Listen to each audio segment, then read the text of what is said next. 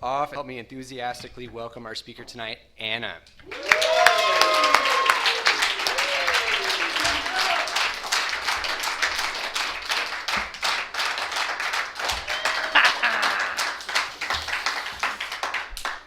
I'm Anna. I'm an alcoholic.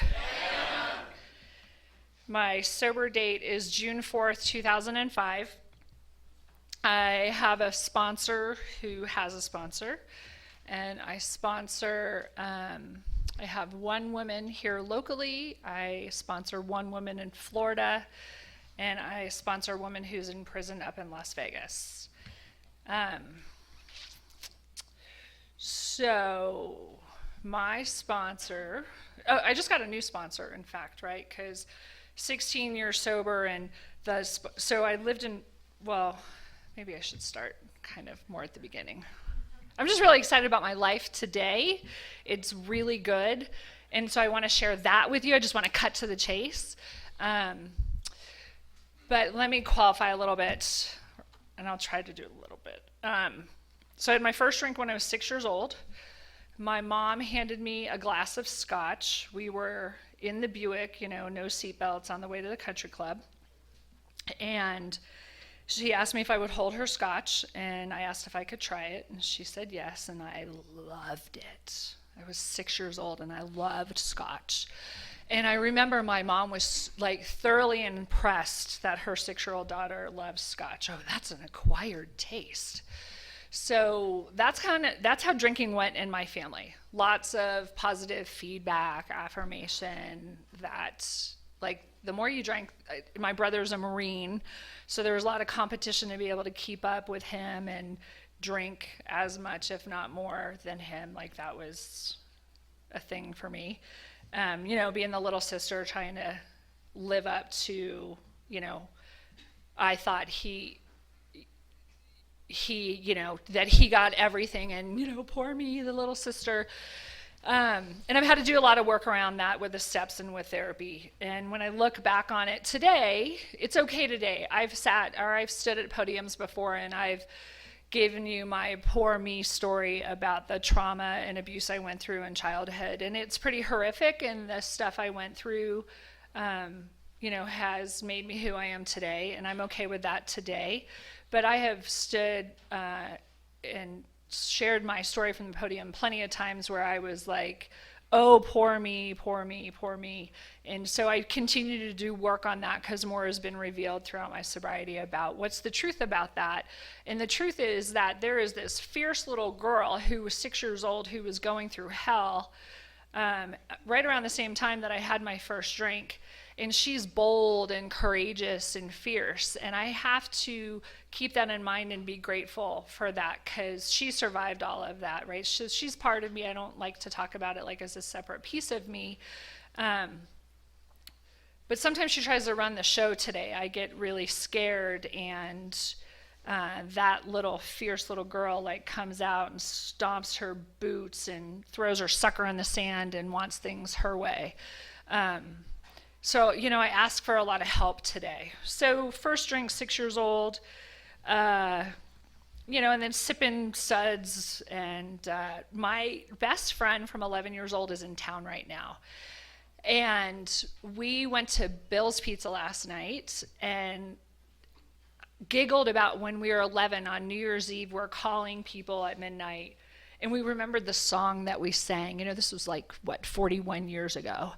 And we're giggling, and then I said, remember we did banana schnapps shots that night? And she's like, no, I don't remember that at all. And she looks at me, she goes, do you think that has something to do with you being an alcoholic? You remember that so vividly? There might be something to that. And she's a normie and looks at me, in whatever fashion that she looks at me.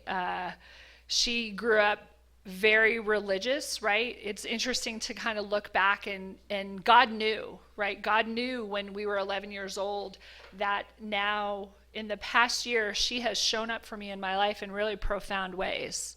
And there's just evidence that God's had me my whole life, because he knew at 11 years old that 41 years later, we'd be sitting at Bill's giggling and loving on each other and, meeting her kids. Like, what a beautiful life I get to live today.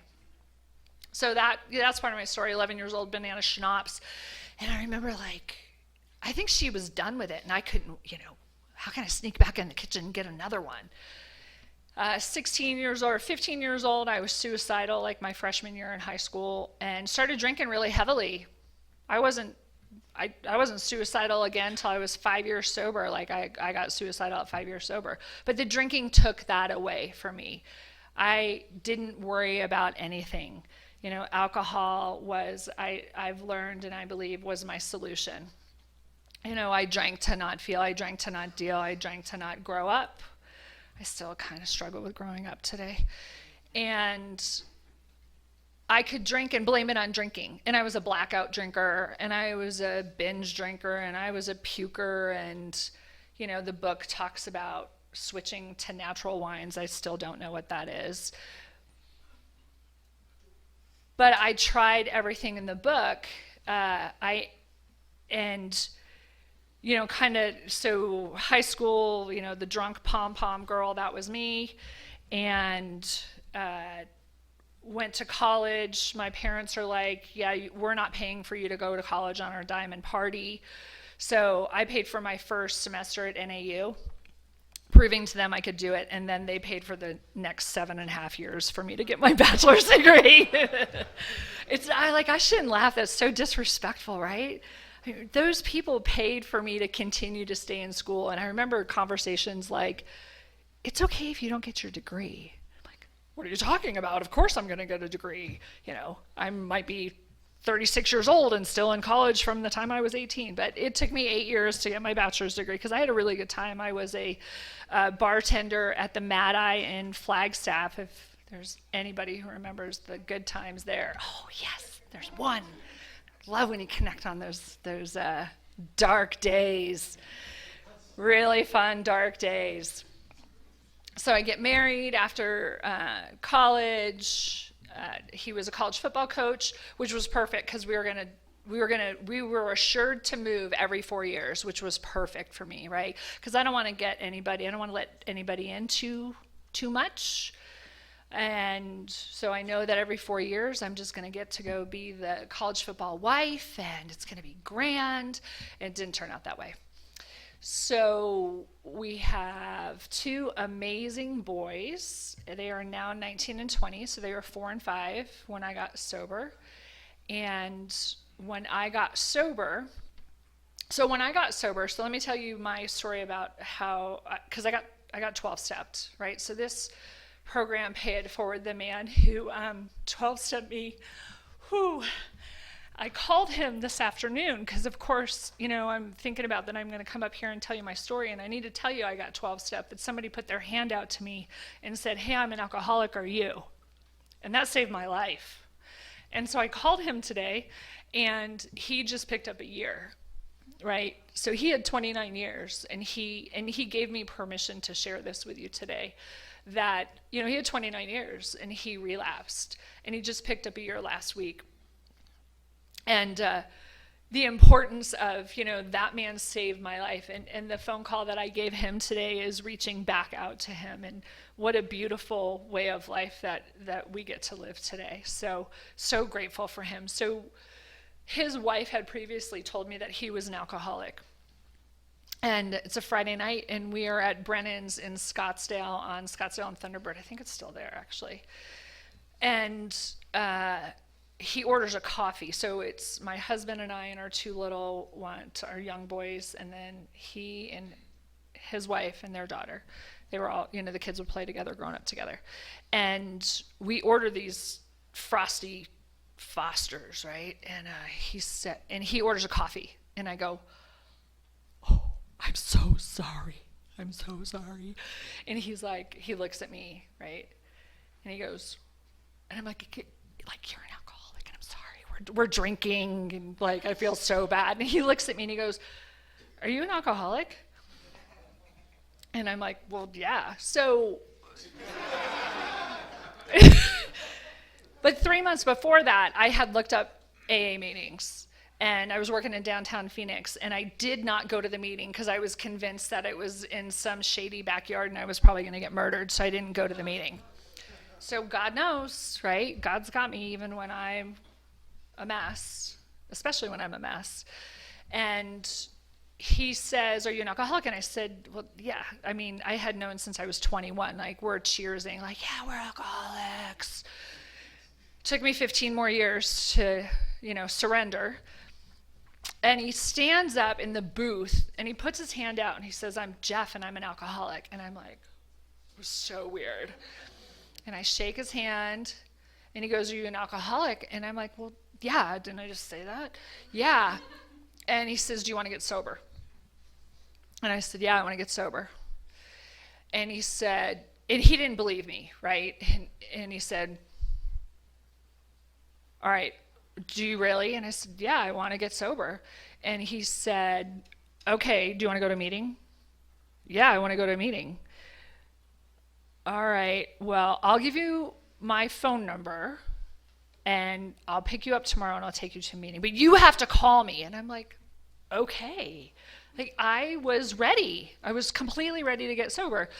So he did. He picked me up the next day. Oh, and he looks at me and says, "Enjoy those beers. They're going to be the last ones you ever have." So, of course, I drink as much as I possibly can at the bar and then pick a 12-pack of Coors Light on the way home and get in a fight with my husband in a blackout that night. Like, yes, yay me.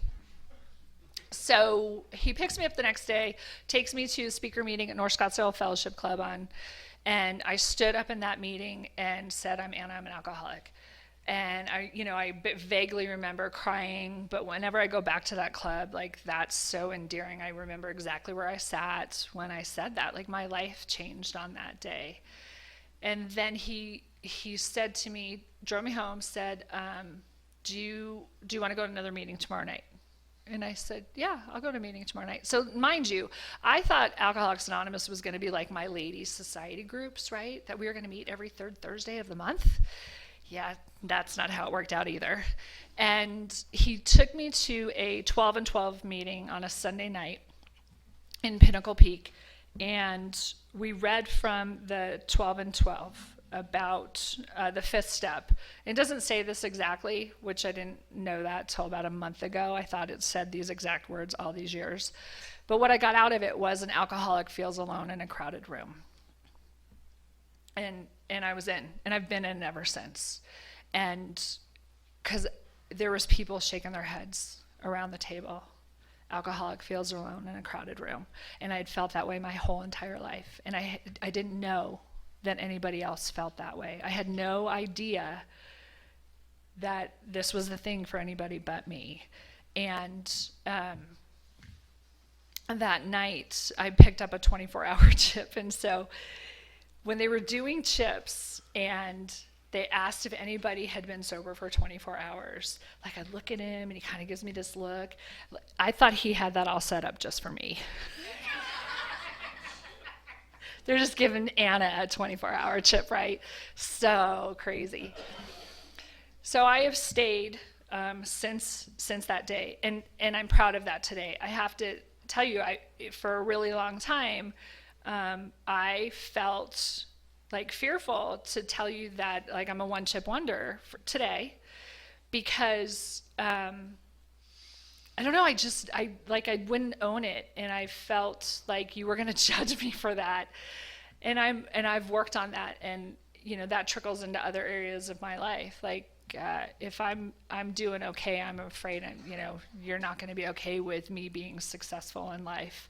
I've had to do a lot of work around that. So early sobriety was a hell of a lot of fun. It was also a lot of work and really scary, and I didn't hear the promises till I was 9 months sober. So if you've ever been in the North Scottsdale Fellowship Club, they are like the size of this whole wall, on the wall in there, and I didn't see them for 9 months, right? And I went to a meeting every day. Every single day I went to a meeting. My sponsor had said to me, well, if you're serious about this thing, there's a 7 a.m. meeting down there, and you can get your butt there every single day. And I did what she said. I was kind of scared of her. She had a lot of time a lot of sober time, and she was much older. She died with like 40 years sober just about 2 years ago. She was a really great lady, and exactly what I needed. And I stayed in touch with her until she died. You know, I had different sponsors, so I did want to touch on that. I had different sponsors because I did not trust women. Did not trust women when I came into this program.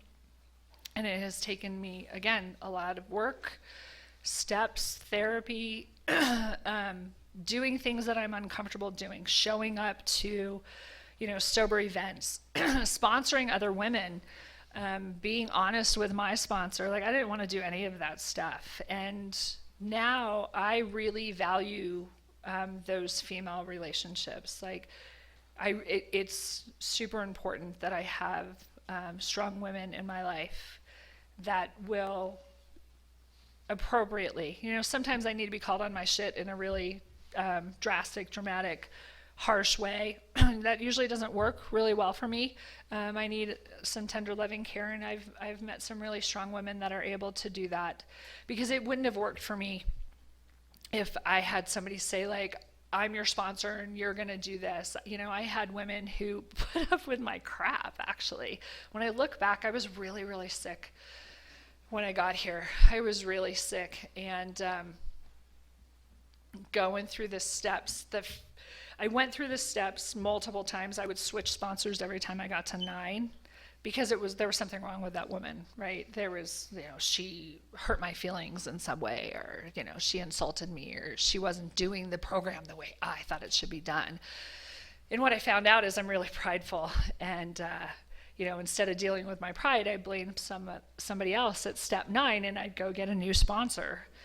So I got this sponsor. Her name was Shotguns. I was scared of her, right? You know, she was a biker chick, and her name was Shotguns.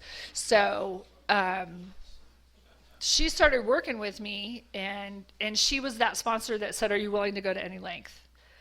Well, of course, yes, of course I am. And she says, "Okay, so you're going to go to Crossroads, and you're going to do the steps at Crossroads." They do workshops at Crossroads.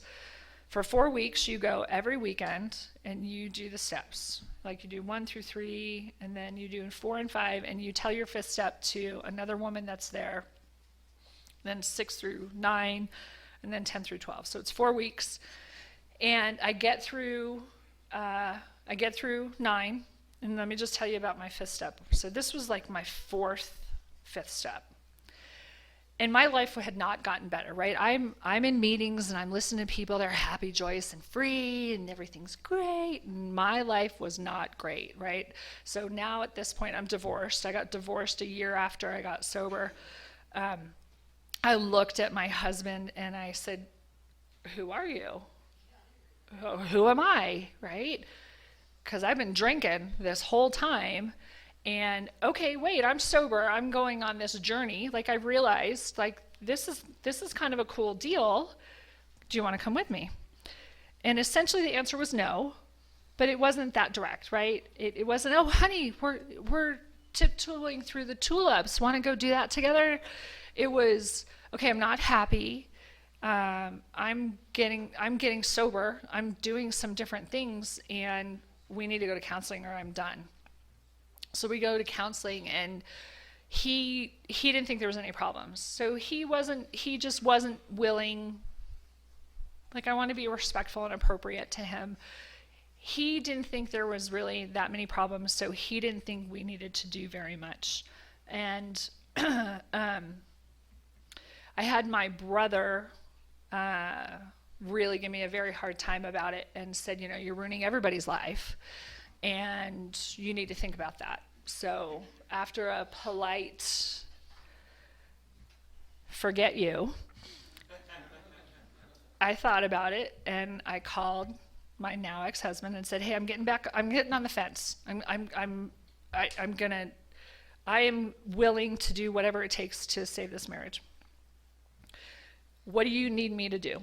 He didn't need me to do anything. "Okay, well, I need you to do these 3 things. Are you willing to do these 3 things?" He said yes. So about 6 weeks later, I get home, and this is when you would autofill and it would drop down on the computer. And so he's looking at bipolar, right? And I'm like, oh, he thinks he's bipolar. And as I dig into it, it's like women's bipolar. Oh, he thinks I'm bipolar. So I call him and I said, hey, I see you're looking at bipolar on the computer. And you think I'm bipolar. And like, I get that, right? Because I was crazy my first year. I was crying and sleeping and crying and all over the place. I said, I understand that, and I'm willing to take a look at that. I don't think I am, but I'm willing to take a look at that. And he goes, yeah, I talked to, my buddy Mark, and I was telling him what's going on. He thinks maybe you're bipolar. And then I called your mom. You what? Yeah, I called your mom, and I was talking to her, about bipolar, blah, blah. I'm like, what? Wait a second, hold on. You called my mom to talk about, do you think I'm bipolar? Total betrayal for me, because that is not the relationship I have with my mother. And, okay, so you called my mom, and I said, remember I asked you to go to Al-Anon?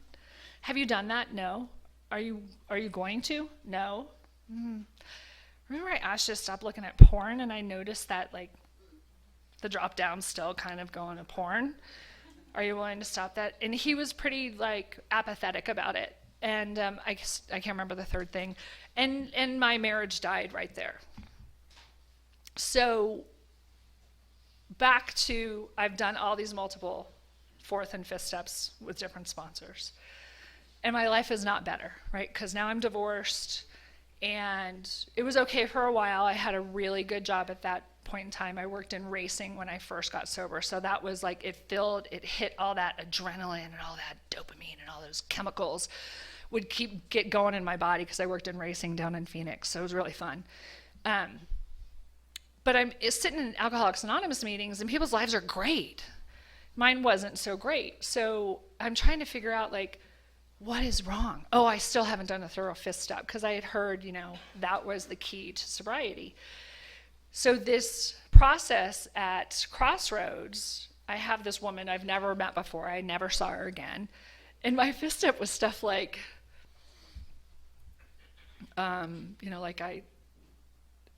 left the back door open, and the house got really cold for a long time, and I think that upset my roommates, or she's like, what are you talking about? I was looking at all these tiny little nitty gritty things, I didn't sharpen the pencils, crazy stuff. And what I found out and what I learned continuing to do this process is I didn't drop the shame, right? So I did my fourth and fifth step, and I talked about all my stuff, and I talked about all the stuff I did. I talked about all my incomprehensible, demoralizing experiences. But when I got to 6 and 7, the character defects, I didn't turn my shame over to my higher power. It took me years to figure that out. Years I carried that shame. Years I carried that shame, in so insidious, that shame, that my kids and I were homeless for 13 months. So when I say homeless, I want to qualify, because we made it into a great adventure. We lived in somebody's fifth wheel, and then we lived in a warehouse, and we lived on this ranch in this one bedroom. This is all in Florida. So my kids don't look at that with the shame that I carried for a long time, right? That I wasn't providing for my children in a way that I was supposed to. I made it really fun for my kids, and they don't look at that Mom, you screwed up, we were homeless. They look at it like it was a really great adventure, because we'd go four-wheeling all over the place. Anyways, so what I learned is 6 and 7, I needed to go back and do more work in 6 and 7, and I strongly recommend Drop the Rock for that process. And today I can pick up Drop the Rock and get, just like picking up the big book, right? They change the words kind of thing. There's always more to learn. Okay, so I get through those first 3 weekends, doing 1 through 9, and well, don't you know who I think I am? Like, I work in racing. Like, I'm the cha-ching bomb. I'm the public relations director at this racing school, and I have to be in California. And I have to be there early because don't you know who I think I am? So I call my sponsor, Shotguns, and I said, I'm going to have to pick up the last section of the steps the next time they offer that workshop.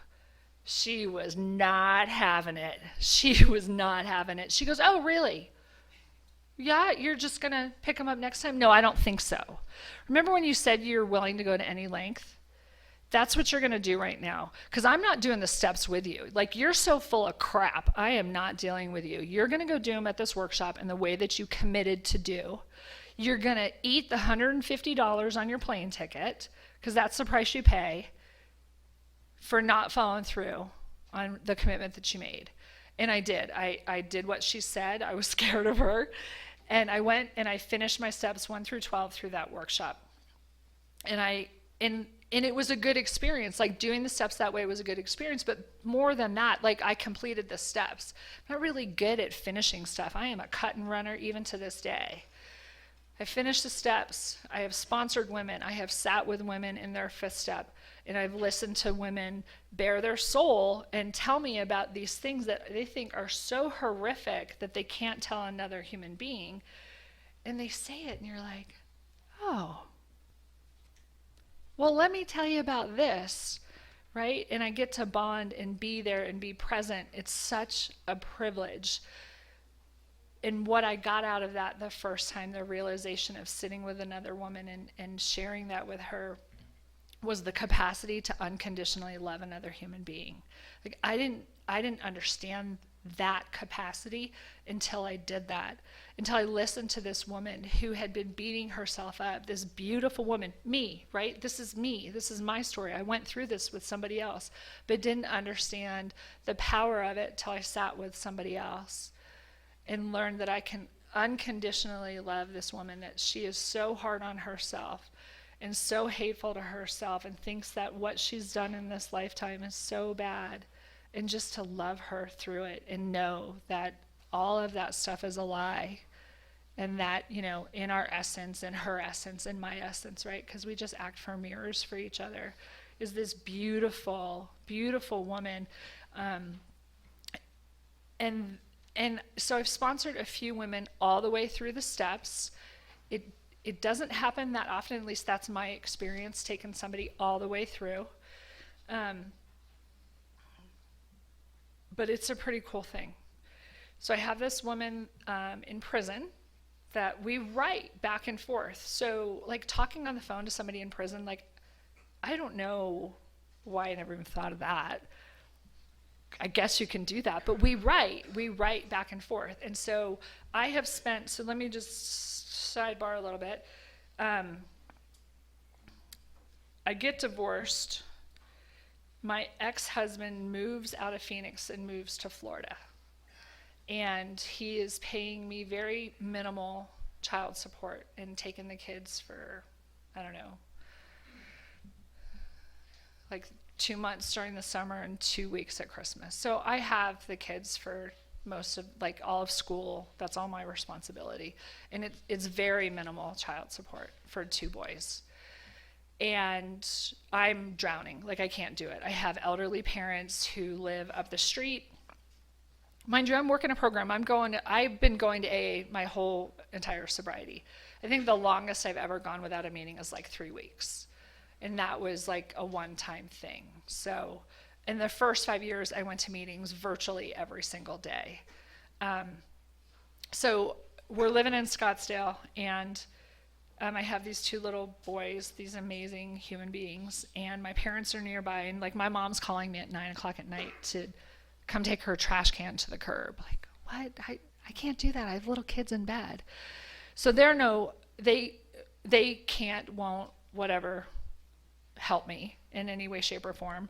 And my ex-husband's not helping me financially. And I'm calling him, and I'm like, they have football, and they need books, and they need shoes, and they need clothes. And he says, just send them to Florida. Because he moved to Florida. Did I say that? He moved to Florida. I'm not sending them to Florida. I'm not sending them to Florida. So finally, and my sponsor laughed at me when I finally surrendered. I said, okay, we're all coming to Florida. We're all coming to Florida. So I sold everything I owned, packed up my car. I just kept only what would fit in my car. Their dad came to Arizona, flew them back. I drove to Florida sight unseen and lived there for 8 years. So I was in the Daytona area and showed up in Daytona on a Sunday morning. It was still dark. Ended up living there for 8 years, doing sobriety, and thank God for Alcoholics Anonymous, because that gave me a support system immediately. So and then moving back also, I had the same experience. So moving at 6 years sober, I don't know. I'm 16 years sober. I don't know, 6 years sober, whatever. 7 years sober. I think I was 7 years sober when I moved. Moving to Daytona, to a new area at that time, I felt like a newcomer. I had to kind of go through everything all over again, right? It wasn't about drinking. I wasn't a newcomer. I didn't have to go through the desire to drink and drop that. But I went through everything kind of a newcomer went through, like trying to live in my skin again. And I went through that a little bit when I moved here. So I've lived here about a year now. Moved back from Florida. My kids are now in college. Those two boys, they're in first grade, and I remember I was sober we were still together, so I was sober 9 months or something. And my little one, he's 5 years old. And his dad was a teacher, and I remember being in the classroom, and somebody said something to me. There's all these little kids and a couple adults in the room, and my Seamus, my beautiful Seamus, says, "Oh no, she can't do that. She's an alcoholic." Right? It was awesome. And my ex-husband was so ashamed. He was so ashamed that I was an alcoholic. It was really, really hurtful. But my children, I didn't drag them to meetings. They don't have that experience. When I first got sober, and it still stays true for me today, the two things that I believed then, I still believe now, they're the only things that have survived 16 years. Everything else has been morphed and changed. My idea of a higher power changes all the time. Constantly, my idea of a higher power changes. But the two things I was told when I first got sober were, anything I put in front of my sobriety, I'm going to lose. And they said, your kids can live without you for an hour. The world's still going to turn. You go to a meeting. And I did that with all the guilt of, like, I'm an alcoholic, I'm a loser, and I got to leave my kids at home with their dad or, whatever. And I can't be there for my kids because look at what I did to my life. Best thing I ever gave myself was to give myself permission. And I was scared, right? Anything I put in front of my sobriety, I'm going to lose. I don't want to lose my kids. So it means I have to put my sobriety and then my kids. Like, that was a hard concept for me. And then if I drink, I'm going to die. Like, I believed him. If I drink, I'm going to die. And I'm not willing to find out whether that's true or not.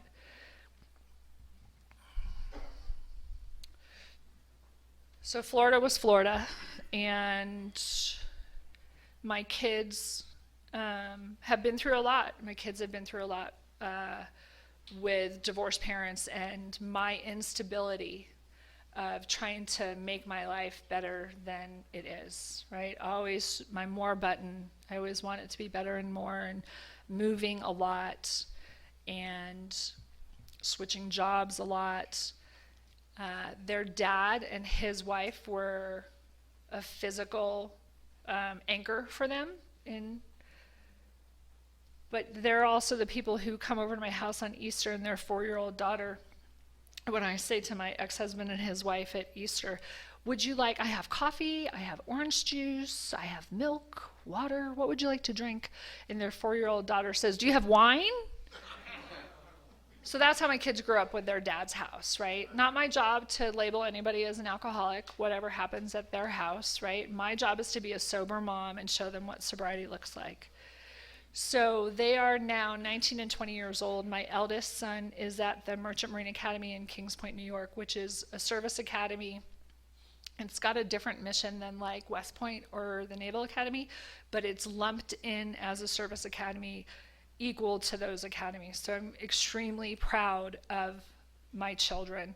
And then my 19-year-old was supposed to play college football in Fresno, and I flew back to Florida, drove back with him, and got caught in COVID. They canceled football, so he didn't get to play college ball last year. Is living with my ex-husband's family in Safford, Arizona, which is a blessing, right? Because my kids have, at least the younger one, the one in Safford, so he lives with his aunt and uncle, and they're Mormon, so they've like really strong family system and, a very kind of way to live. So he lives with his aunt and uncle and his grandmother and grandfather, right? So he's seeing two married couples that are still together and raising their kids.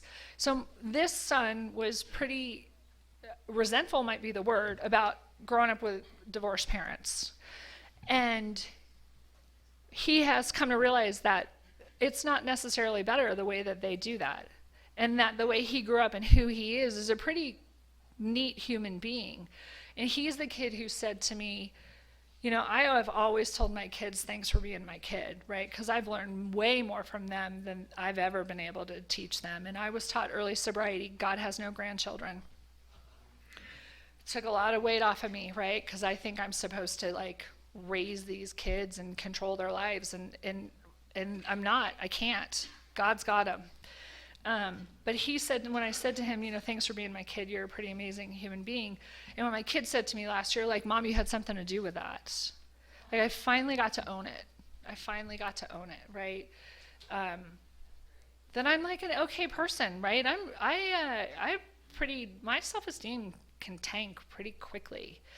I'm pretty hard on myself. I want more. I think I should be more.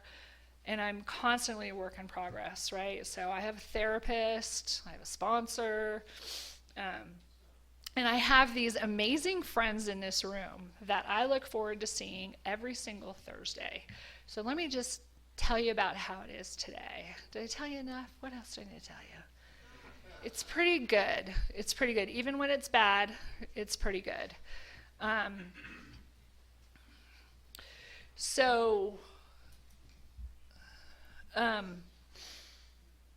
I moved here a year ago. So my kids went to college. I'm an empty nester, and I get to live in Prescott. I had no idea Prescott's a recovery town. No clue. Like, what a gift, right? I moved here just because Prescott's really cool, and I can. And it turns out that I have found, like a career that I love, that I've kind of played in and out of. Do I really want to do this work? And I've found that I love it, and I found a place here in Prescott, and I've found my people. So I've announced it in this meeting a few times, like every Thursday at 5 o'clock, we go to Applebee's before we come to this meeting. Please join us. And I don't know, every once in a while we'll get a new face, but it's usually because, somebody else drug them along. Because you guys are going to announce shit like, that sounds great, and I want to be invited, but I'm probably not going to show up. So I get it, right? You got to grab onto somebody who shows up to that thing. It has become like the highlight of my week. I go 5 o'clock on Thursdays to Applebee's, and they all talk trash to me about how many napkins I use with my cheeseburger, and how my heels are way too tall, and don't fall on your ass when you give out chips again this week, right? And so tonight they laid it on heavy. As soon as they found out I was speaking, like, oh, Anna, don't F it up, don't suck, and don't trip, and, oh, the speaker doesn't want you to vape. And the speaker wants you to sit in your chair. Have you guys been coming to this meeting? Like, they never say that. They never blame the speaker for all that stuff, right? I feel so loved. I feel so loved, right? And I look forward to it every Thursday. So the offshoot of that was a life I want to live, right? I was talking to somebody today. Years ago, I was sitting with a sponsor, and I said, I don't know if I want to be like crazy Aunt Anna and have lovers all over the world. Or if I just want like the white picket fence. My sponsor was like, that's the stupidest thing I've ever heard in my life. I get to live a life that I want today when I walk through my fear, because I'm afraid for you to know me. I'm afraid to let you in, because if you really know who I am, if you really know how fucked up I am, you're going to reject me, and I can't stand it. So I will just cut. And I've done that to the guy I've been dating a couple of times, because I'm terrified, right? Like, okay, that's enough. That's enough. I don't necessarily like shave my legs every day, and like, that's enough. These guys, I trust them. I love them. There's a couple of women that show up every so often, right? And I grab onto them, and we just have a great time. So I feel like I'm like total chick talk, right? All the details that nobody needs to know.